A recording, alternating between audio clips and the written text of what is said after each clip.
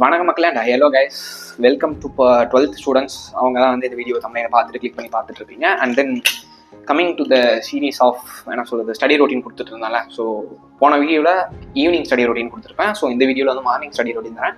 நான் என்ன தான் வேகமாக பேசலாம்னு சொல்லிட்டு ட்ரை பண்ணி வேகமாக பேசினாலும் சொல்ல வேண்டிய கருத்துக்கள்லாம் வந்து சொல்லி முடித்தாலும் என்னோட வீடியோ டியூரேஷன் 16 நிமிஷமாக போயிடுச்சு போன வீடியோவில். ஸோ அதனால் அந்த வீடியோவை 2 பார்ட்டாக கட் பண்ணி நான் 2 வீடியோ அப்லோட் பண்ணியிருக்கேன். ஸோ என் கார்ட்லையும் கொடுக்குறேன், அதே மாதிரி ஐபோல்லையும் தரேன். ஸோ அந்த வீடியோ பார்க்காம இருந்தீங்கன்னா பார்த்துக்கோங்க.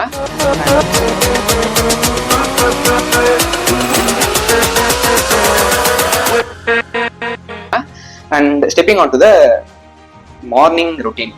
நான் வந்து என்னோட வீடியோக்கான இன்ட்ரோடக்ஷனும் தராமல் என்னோட இன்ட்ரோவை போடலான்னு யோசிச்சேன். எந்த இடத்துல போடுறதுன்னு தெரியாமல் எல்லா டைமையும் கன்ஸ்ட்ரைன் பண்ணி ஸ்டடி ரொட்டீன் கொடுத்துருக்கேன். சரி, அது என்னோட பிரச்சனை, அது என்னோட போட்டோம். சரி வாங்க மார்னிங் ரொட்டீனுக்குள்ள போவோம். நான் வழக்கமாக என்ன சொல்லியிருந்தேன், ஈவினிங் ரொட்டீனில் வந்து 5:30க்கு ஸ்டார்ட் பண்ணி 10க்கு வந்து முடிச்சிடலாம் அப்படின்னு சொல்லிட்டு நான் ஒரு ரொட்டீன் கொடுத்துருந்தேன். அதில் சைக்காலஜிக்கலாக ஏன் இந்த சப்ஜெக்டை படிக்கிறோம் அப்படின்ட்டு வந்து டீட்டெயிலாக சொல்லியிருந்தேன். ஸோ இந்த வீடியோவில் மார்னிங் ரொட்டீன் எப்போ ஸ்டார்ட் பண்ணோம்னா 4:30லேருந்து 7 o'clock வரையும் ஃபாலோ பண்ணலாம். ஏன்னா 7 o'clockனால like most of the schools வந்து 8:30க்கு ஓப்பனிங்காக இருக்கும், அப்படிலாம் வந்து 9 o'clock ஸ்டார்ட் ஆகும், அந்த மாதிரி இருக்கும்ல. ஸோ அதனால் என்ன பண்ணலாம்னா நம்ம வந்து 4:30க்கு ஸ்டார்ட் பண்ணி 7 o'clock வரையும் வச்சுக்கலாம். ஸோ 4:30க்கு நீங்கள் எழுதுறீங்கன்னா 4:30லேருந்து 4:35 வரைக்கும் நோ எக்ஸ்கியூசஸ். இந்த 5 minutes வந்து உங்களோட கான்சன்ட்ரேஷன் ஃபுல்லாக தூக்கத்தில் இருக்கக்கூடாது, உங்களோட மைண்ட் மேலே இருக்கணும். நீங்கள் எக்ஸாமில் என்ன மார்க் அச்சீவ் பண்ணுறதுக்கு படிக்கிறீங்க, உங்களோட டார்கெட் என்ன அப்படின்றத வந்து நீங்கள் விஷுவலைஸ் பண்ணி பார்க்கணும். இது வந்து முக்கியமான விஷயம். இந்த பாயிண்ட் வந்து ஒரு போர் அடிச்சு ஸ்கிப் பண்ணி போனீங்கன்னா இது ரொம்ப ரொம்ப இம்பார்ட்டண்டான பாயிண்ட்டு. ஸோ ஸ்கிப் பண்ணாமல் வரேன். ஏன்னா நிறைய பேருக்கு தோணும், என்னடா மெடிடேஷனு கான்சன்ட்ரேஷன் இந்த 5 நிமிஷத்தில் என்னடா நடக்க போகுது அப்படின்லாம் யோசிப்பீங்க. ஆனால் உங்கள் வாழ்க்கை தீர்மானிக்க போகுது அந்த 5 நிமிஷமாக தான் இருக்க போகுது. ஏன்னா உங்களுக்குள்ளே நீங்கள் என்ன மேனிஃபெஸ்ட் பண்ணுறீங்களோ அதுதான் நடக்கும்.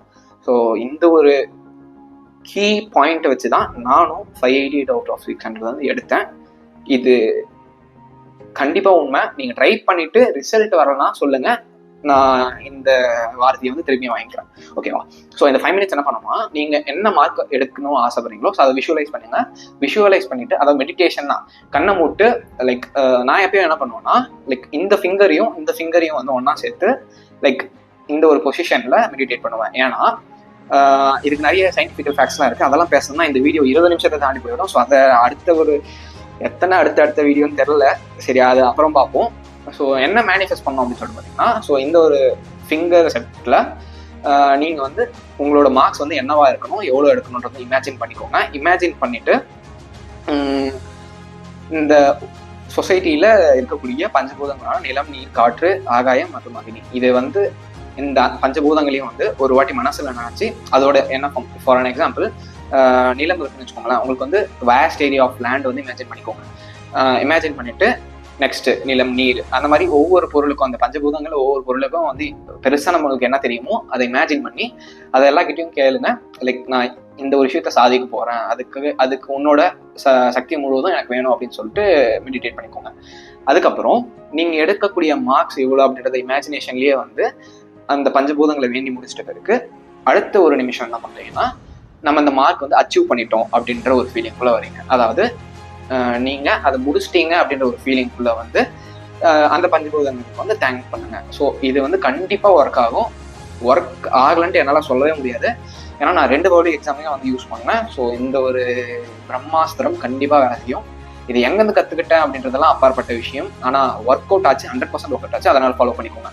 ஸோ அந்த ஒரு ஃபீல் பண்ணிவிட்டு நீங்கள் அதை அச்சீவ் பண்ணிட்டீங்கன்னு சொல்லிட்டு ஃபீல் பண்ணிவிட்டு இந்த 5 நிமிஷத்தை முடிச்சுக்கோங்க. ஸோ இதுதான் மெடிடேஷன். பெருசாக ஒன்றும் இல்லை, உங்களோட டார்கெட்டை ஃபோக்கஸ் பண்ணி இமேஜினேட் பண்ணி விச்சுவலைஸாக நீங்கள் வந்து like concentrating of your goal அப்படின்னு சிம்பிளாக தான் சொல்லிக்கலாம். சரி, ரொம்ப நேரம் இதுவே சொல்லிட்டு இருக்கேன்னு நினைக்கிறேன். அண்ட் வாங்க ஸ்டடி ரொட்டீன் ஸ்டார்ட் பண்ணுவோம். ஸோ 4:30 5 minutes முடிச்சுட்டு இருக்கு, லைக் 4:30 வச்சுக்கோங்க.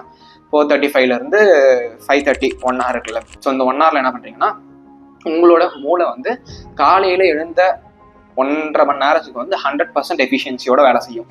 நைட்டு நான் சொன்ன ஷெடியூல்லாம் வந்து பார்த்தீங்கன்னா 50% to 40 to 50% தான் வேலை செய்யும். இதுதான் சைக்காலஜிக்கல் ஃபேக்ட்.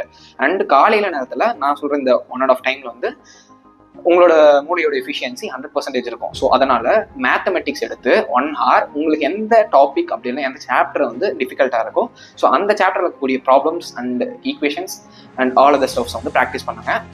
இட் மேபி நான் எப்பயுமே மேக்ஸில் ஃபார்முலாஸும் மெமரைஸ் தான் பண்ணுவேன். மெமரைஸ் வந்துட்டு லைக் ஏதாச்சும் ஒரு எக்ஸசைஸ் சம் எடுத்து சால்வ் பண்ணி பார்ப்பேன். ஸோ அதில் எனக்கு என்ன ப்ராப்ளம் வருது, எங்கே லேக் ஆகிறேன் அப்படின்னு சொல்லிட்டு பார்த்துட்டு அதை ரிவைஸ் பண்ணி ரீக்ளாக்ஸ் பண்ணி அடுத்த ஒரு வாட்டி எக்ஸசைஸ் சம்ஸ் ஏதாச்சும் போட்டோம்னா தரவாயிடுவேன்.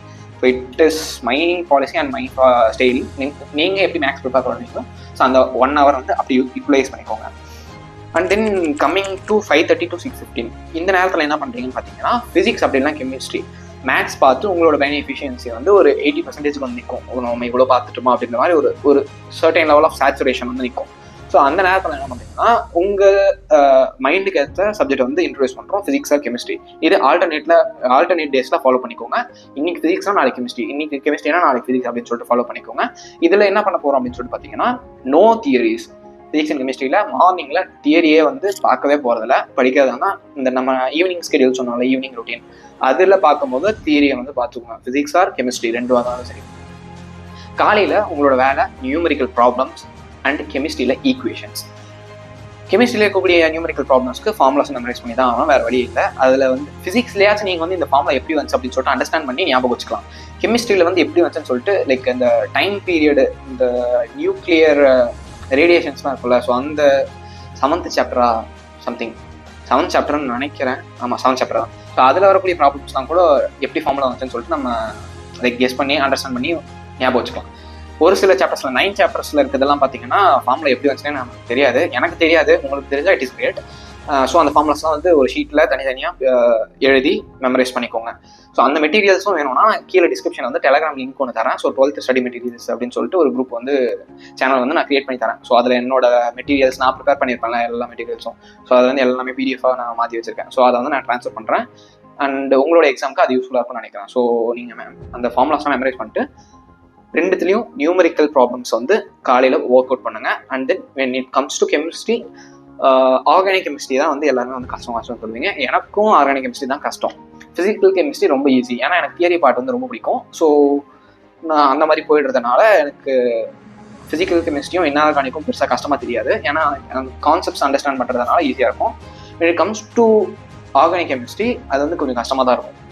பிகாஸ் அதில் லாட்ஸ் ஆஃப் ஈக்குவேஷன்ஸ் வரும். ஒரு சில ஈக்குவேஷன்ஸ்லாம் வந்து லைக் சில ஆல்டோல் கண்டென்சேஷன், அதுக்கப்புறம் அந்த மாதிரி நிறைய அந்த காண்டென்சேஷன் ஈக்குவேஷன்ஸு, அதுக்கப்புறம் மல்டிசெப் ரியாக்ஷன்ஸ்லாம் இருக்கும்ல, அதெல்லாம் பார்த்தாலே எனக்கும் அலர்ஜி. அதை எப்படி நீங்கள் ஞாபகம் வச்சுக்கலாம்னா நிறைய க்ளூஸ் வச்சு ஞாபகம் வச்சுக்கலாம். ஸோ ஒவ்வொரு சப்ஜெக்ட்லையும் எப்படி சென்டம்ல வந்து நம்ம ரீச் பண்ணுறது அப்படின்னு சொல்லிட்டு நான் தனித்தனியாக வீடியோஸ் போகிறேன். அதை இன்டெப்த்தாக இருந்து நான் எக்ஸ்பிளைன் பண்ணுறேன். ஸோ ஸ்கெடியூல் மட்டும் நம்ம இந்த வீடியோவில் பேசுவோம். ஸோ ஈக்குவேஷன்ஸை வந்து நீங்கள் கான்சன்ட்ரேட் பண்ணுங்கள், தட் இஸ் த பாயிண்ட்.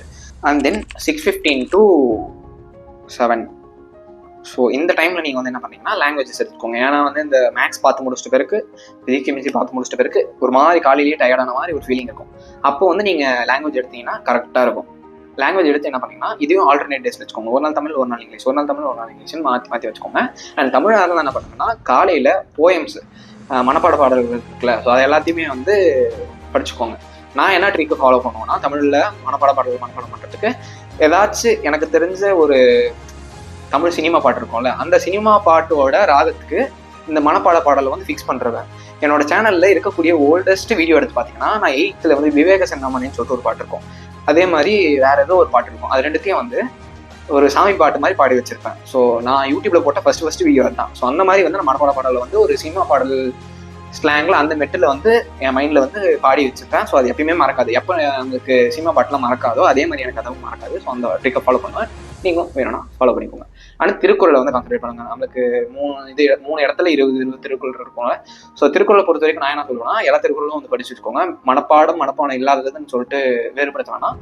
ஆனால் ஃபர்ஸ்ட் இம்பார்ட்டன்ஸ் வந்து மனப்பாட திருக்குறளை வந்து ஃபர்ஸ்ட் படிச்சுட்டு மற்றதெல்லாம் படிச்சு வச்சுக்கோங்க. ஏன்னா அது சிறுவினா குருவினா நெடுவினாக்கும் யூஸ் ஆகும் திருக்குறள் சாப்டரில் இருக்கக்கூடிய கொஷின்ஸ்க்கு.